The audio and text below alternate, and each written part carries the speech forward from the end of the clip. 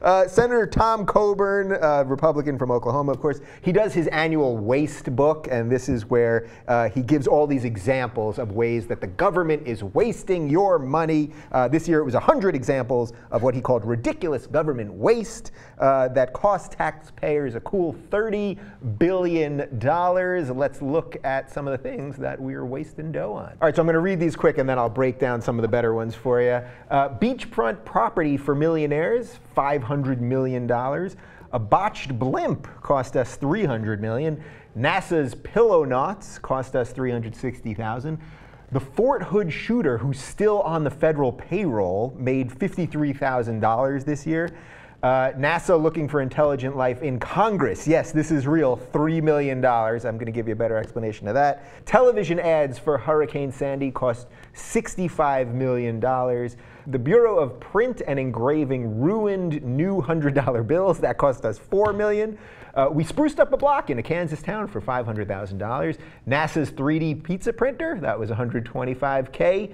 We educated Hollywood producers and writers for $1.5 million, and equipment in Afghanistan cost us $7 billion. So I just want to explain a couple of these real quick. So the botched blimp, the Army spent over 3 years building a football field-sized blimp, which was going to provide continuous surveillance over Afghanistan, but it was so flawed that they just gave it up altogether, so all the money was the waste on that one. NASA looking for intelligent life in Congress. I'm always looking for intelligent life in Congress, but they literally spent $3 million. They teamed up with Georgetown University to host a one-week seminar to just discuss how Congress works. I mean, you could go to 11th grade social studies and learn that. The sprucing up of a block in Kansas, the DOT awarded a tiny Kansas town with a population of 1,100 $500,000 to make one block nicer.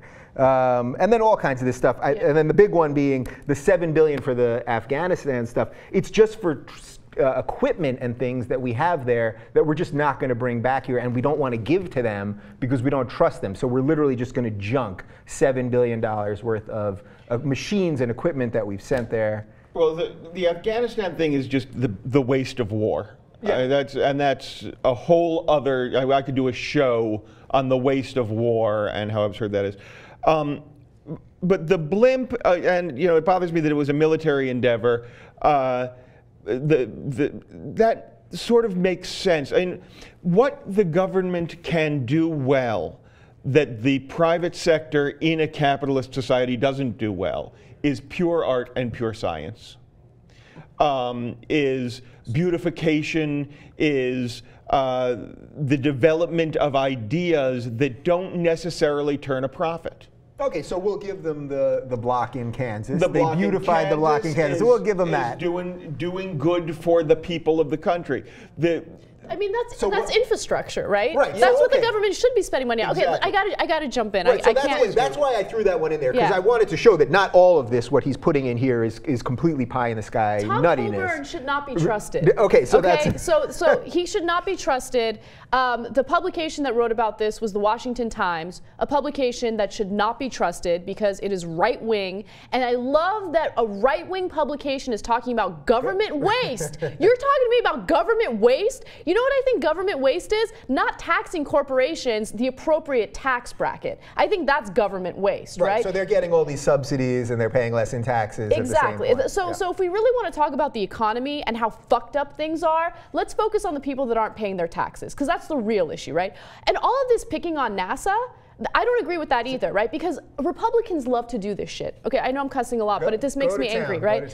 When it comes to scientific research, Republicans love to pick at it and say, oh, what a waste, what a waste. The whole Pillownots thing, there's a reason why people at NASA, these astronauts and these engineers are doing that, right? When it comes to space exploration, it's expensive, and we need to do space exploration. Right. So Republicans have always hated that. Right, and basically for this Pillownots thing, we were basically paying people to sort of lay it at slightly off angles, because that would affect they were doing pure science. Right, and I think what he would argue is, well, we don't send people to the space station even anymore, so why should we be paying for it? But I get what your point is. We may again, and it doesn't matter whether we do or not.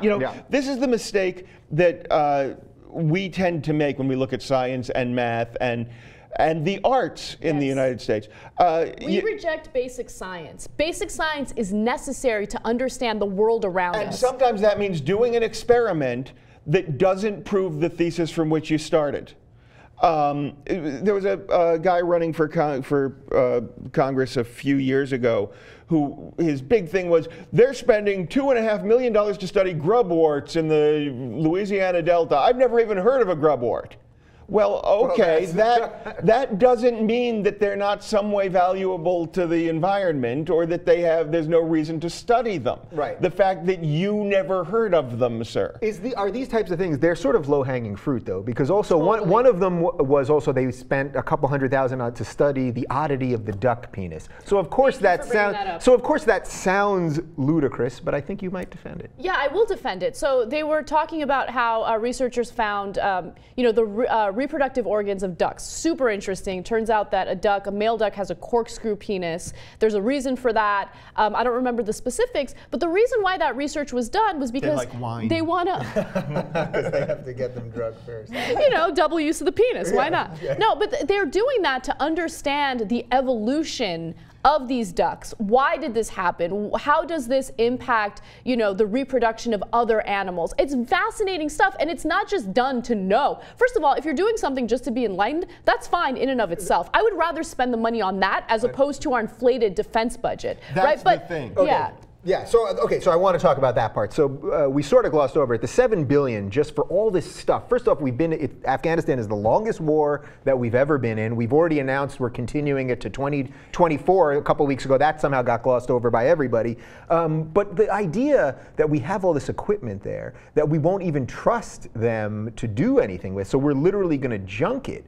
Isn't that like the very definition of government waste? And here's the thing, and this is where it becomes what journalists do when they want to bury the lead, and what the Republicans do, what the right wing does when it wants to shine the light on the wrong things. Hey, we're spending $500,000 to beautify a park. How dare we spend $500,000 and $7 billion at the end of the list? How many billion forever? That's so much more than the rest of everything on that list. Right. Because the duck penis thing, which is a purely, it sounds funny, but it's a purely scientific-based thing versus the war machine. And the war machine is so much more. Exactly. It is greater by magnitude. It is way more money. All right, so final question on this. Assuming the government does spend probably more than, well, we know it spends more than it has, but assuming that there is some wasted spending, even outside of just the military stuff, is there anything we can do to stop it? Because it seems to me that this thing has become so big that no matter what we do... you immediately eliminate the military from that equation? Well, no, because I think we're all agreed that we spend too much on military, right? So I'm saying beyond the military. I'm saying even some of the other stuff, that if we had to tighten our belt, it seems like we just don't tighten our belt, like we just keep spending more on everything. Yeah, well, pork barrel spending exists because of lobbying. You have companies that will lobby to Congress, and Congress will allocate a significant amount of money, depending on the project, to these companies, and they get paid, they get to do whatever project they want to do, and oftentimes it will be waste, right? The only way that you can solve a problem like that, and we always go back to it whenever we talk about this on the Young Turks, is limiting money in politics, getting rid of money in politics, because as long as that type of lobbying exists, politicians have an incentive to allocate that money, and it's problematic. Yeah. If government money could not go into anything that was profit-bearing, so that we had as strong a division between Wall Street and government as we have between church and government, or at least claim to have between church and government, then we might be onto something. Then we might be able to save a great deal of money. If we weren't subsidizing the oil companies, if we weren't subsidizing agribusiness, if we weren't subsidizing pharmaceutical companies, if we weren't subsidizing insurance companies, if we weren't underwriting banks and profiteers, then we could save some money in our budget. And I have to put the military in, even though we're all in agreement on it, because it needs to be said that I think our government should not be in the business of killing people. And I think that killing people should not be a business.